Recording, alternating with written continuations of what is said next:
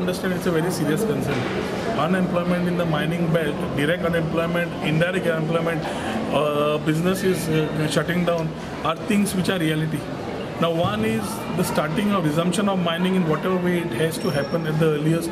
We have to look at that, and that is what I feel the government and the CM and we are looking for it. At the same time, people like Kutubab Gaonkar, his mining front, the people who are unemployed under that banner are striving, each one in his own way is putting it together.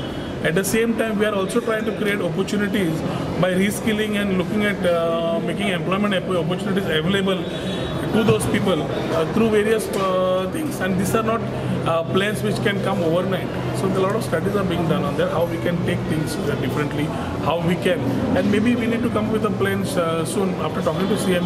A is the present situation, one is the present situation to tackle, and one is a long-term plan which we need to keep in mind, understanding that the way things are going, mining resumption आम्ही जितले बेगीन मागताच, पण ते पहिली भशेन काय जायना. त्याला we need to know how to actually look at creating opportunities. IT is one of them.